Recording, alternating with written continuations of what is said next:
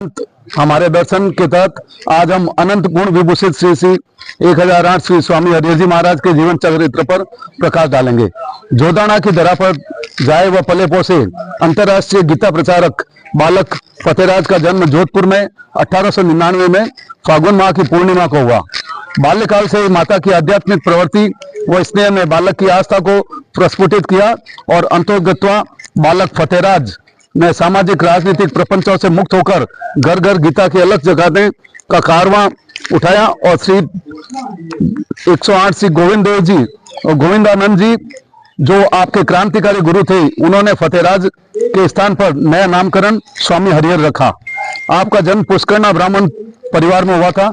आप श्री कृपा किशन पुरोहित के प्रपौत्र, श्रीमान उदय किशन जी पुरोहित के पौत्र एवं श्रीमान जेठमल पुरोहित के पुत्र थे। स्वामी हरिहर जी महाराज ने गीता प्रचार के उद्देश्य से स्वामी सर्वप्रथम मथुरा में 1947 में गीता आश्रम, तत्पश्चात दिल्ली छावनी में स्थापित किया। दिल्ली गीता आश्रम की नींव तत्कालीन राष्ट्रपति एस.आर. राधाकृष्णन ने रखी। आपने देश विदेश में 800 से अधिक गीता आश्रमों की स्थापना की, जहां आज भी महाराज जी द्वारा दीक्षित शिष्यों द्वारा गीता का पाठ एवं प्रचार निरंतर जारी है। आपके परदादा, दादा, पिताजी सभी न्यायाधीश थे, अतः घर में शिक्षा का वातावरण था। आप पद्म सागर की कोसाल अर्थात पाठशाला में 2 साल गुरु साहब अर्थात गुरुजी से पढ़कर उमेद हाई स्कूल में पढ़े, कक्षा 4 तक रहे थे कि पिताजी की मृत्यु होने के कारण चाचा श्री जसराज जी पुरोहित के साथ पाली गए, वहां मिडिल पास की। उसके बाद बड़े भाई दामोदर दास जी पुरोहित के पास कराची गए, वहां 13-14 वर्ष की अल्पायु में ही एक संस्था खोली, मारवाड़ी विद्यालय, और उसके सेक्रेटरी बने। वहीं हिंदी साहित्य के सेक्रेटरी भी बने। कराची में राजस्थान प्रजा मंडल की स्थापना, मित्र मंडल खोली और उसके सेक्रेटरी थे। इसका स्वरूप एक स्वयंसेवक संगठन जैसा था, जिसकी मुख्य गतिविधि मेलों आदि में सेवा कार्य करना व खोए हुए बच्चों को माता पिता तक पहुंचाना। फिर आप कांग्रेस के सेक्रेटरी बने तो वायसराय ने उन्हें देश निकाला दिया। आपने सुभाष चंद्र बोस का कांग्रेस अध्यक्ष पद के लिए खड़े होने पर समर्थन किया और गिरदीकोट में एक विशाल सभा का आयोजन कर सुभाष चंद्र बोस के जोधपुर आने पर उनको एक मान पत्र दिया। सुभाष बाबू ने अपने भाषण में कहा, ये फतेहराज आपके यहाँ आ गए हैं, ये ज्यादा देर ठहरेंगे नहीं, इनका जितना लाभ उठा सको उठा लो। रियासत प्रजामंडल के अध्यक्ष जवाहरलाल नेहरू व मंत्री जयनारायण व्यास थे। सुभाष चंद्र बोस की सलाह से नेहरू ने अखिल भारतीय कांग्रेस कमेटी का नेता चुना और निष्कासन आदेश निरस्त हुआ और पुनः कराची आए, पर वहां से निकला तो स्वामी गोविंदानंद से गुरु दीक्षा उन्होंने स्वामी हरिहर नाम रखा। नौजवान भारत सभा जो एक क्रांतिकारी दल था का अध्यक्ष चुना। वहां तुखार सिंह गढ़वाली की बदतमीजी के कारण पिस्तौल चलाई और ब्लैक लिस्टेड हुए वो भूमिगत हो इंदौर पहुंचे। एक गुरुकुल के चांसलर बने और पुलिस को सुराग मिलने के कारण उदयपुर की पहाड़ियों में पहुंचे। वो नाम बदल कर खूब घूमे। भाई के उपचार के दौरान साई खेड़ा में उन्होंने बहुप्रतीक्षित आध्यात्मिक गुरु के दर्शन हुए, वो गुरु दीक्षा मिली। आपको स्वतंत्रता के पश्चात नेहरू जी ने मंत्रिमंडल में शामिल होने का निमंत्रण दिया, जो ठुकराकर सन्यासी बनने का विकल्प चुना। अल्पायु में ही आपने अन्न जल का त्याग किया था। आपके रग रग में गीता रची बसी थी। आपका मानना था कि हम काम, क्रोध, मोह, अहंकार जो सब भगवान से निकले हैं उन्हें पूर्णतः मार नहीं सकते, लेकिन उनकी वृत्ति बदल सकते हैं। जैसे कामना का रुख धर्म व परमात्मा प्राप्ति का होना चाहिए। श्री कृष्ण ने गीता में कहा, मामी छाप तुम धनंजय।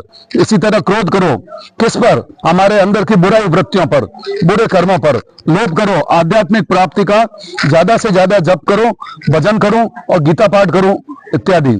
इस तरह मोए ठाकुर जी से एक अहंकार करे, मैं प्रभु का हूँ, प्रभु मेरे हैं, प्रभु मेरी सदा रक्षा करेंगे। इस तरह स्वामी हरिहर जी महाराज का कहना था कि ईश्वर की शरण लेकर अपनी वृत्तियों का स्वरूप और रुख बदलने से आसुरी भाव भी आनंददायक बन जाएंगे।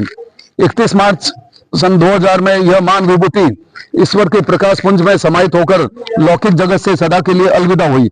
हम जोधपुर वासियों के लिए गर्व की बात है कि स्वामी जी ने तिवरी में अंतर्राष्ट्रीय गीता आध्यात्मिक अनुसंधान केंद्र स्थापित किया, जिसके स्थापना में महत्वपूर्ण योगदान श्रीमान बंशीधर जी पुरोहित एवं श्री जगमोहन जी पुरोहित का रहा, और जहां पर एक अपने शिष्य ने उनको देने के लिए 5 साल इंतजार किया कि हमें जो है वो ये आपको जमीन डोनेट करनी है, और उसके लिए जो राष्ट्रपति से उन्होंने परमिशन ली और 1 रुपए की लीज पर जो इतना बड़ा गीता धाम जो है वो उनको समर्पित हुआ। उसने, उसके भाई ने कहा कि हमारे पड़ोस में ले लो, लेकिन उन्होंने कहा नहीं, ये संभल जाए तो हमारे लिए बहुत है। अंतर्राष्ट्रीय गीता सम्मेलन जो वो फागुन पूर्णिमा को जन्मोत्सव के रूप में तिवरी में जो मनाया जा रहा है, और देश विदेश से सैकड़ों अनुयायी इसमें सम्मिलित होते हैं। गुरुदेव के प्रिय शिष्यों द्वारा जोधपुर में सिंगड़ों की बारी में भी गीता आश्रम स्थापित किया गया, जहां पर जो मुख्य रूप से जो छवलाल जी पणिया जो अभी हमारे संरक्षक है, वो जोधपुर में प्रथम शिष्य थे, दीक्षित शिष्य थे।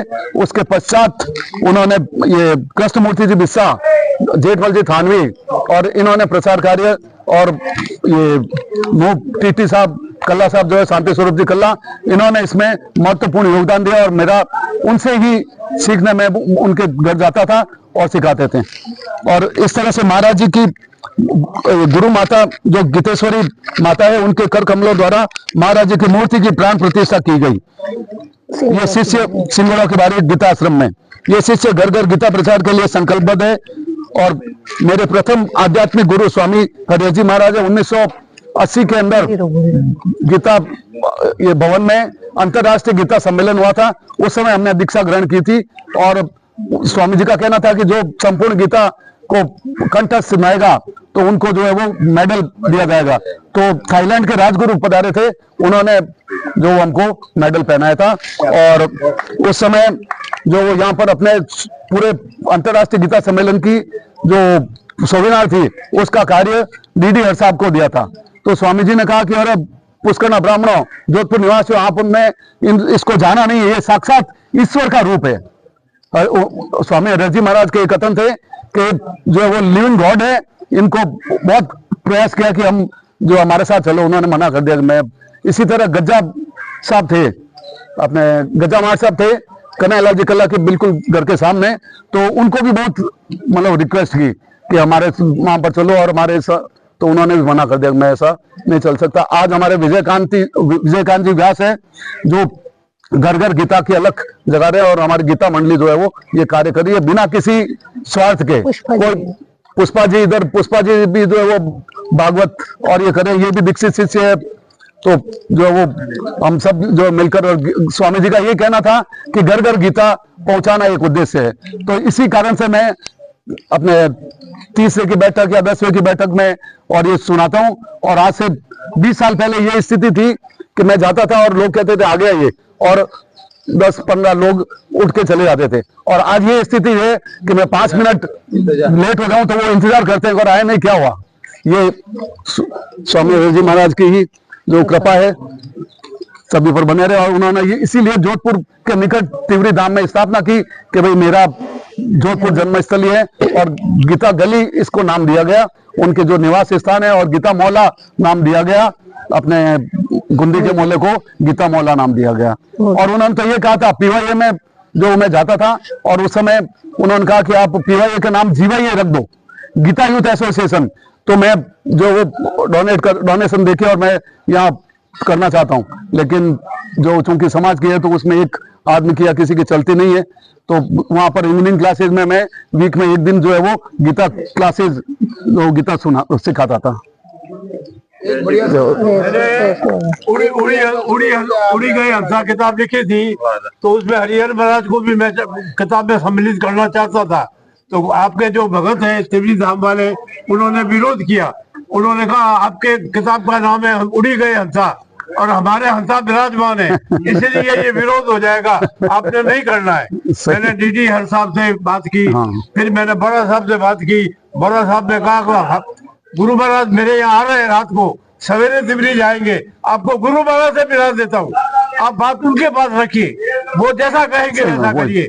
मैं गुरु महाराज से मिला, रात को उनको मैंने पटुट भी दिखाई, उन्होंने शहर से आज्ञा दी और बोरा जी को कहा बोरिया मेरे बारे में जो कहते हैं सब लिखो। मैंने कहा आपका आशीर्वाद भी चाहिए। दूसरे दिन तिवरी गया, उन्होंने डिक्टेट किया आशीर्वाद, वो उड़ गए हंसा में आपका अध्याय है, आपका आशीर्वाद भी है। अपने बंशीधर जी पुरोहित जो है वो आपके मामा जी, मम्मी के मामा जी लगते हैं, और बीडीओ साहब, तो वो उसके लिए उन्होंने बहुत प्रयास किया। और हाँ, बंशीधर जी, तो उन्होंने ये कहा कि जो है वो हम लोगों को यहाँ से बस भर भर के और ले जाते थे हर 15 दिन 1 महीने में, और वहां पर खेजड़ी के नीचे हम जाके और वहां पर गीता पाठ करके आते थे। इतना उनका ब्रजमोहन जी और उनका जो है वो इतना वो रहा कि वो तो एक देवात्मा थी मतलब। और उसके बाद में सिंगोड़ा की बारी में हम लोगों ने जो है वो प्रयास करके और ये हाथ से जो पहाड़ी तोड़ के और वो गीता आश्रम, ब्रजमोहन जी तो भतीजे ही है। हाँ, बिल्कुल बिल्कुल, एलन रोय जी और ब्रजमोहन जी और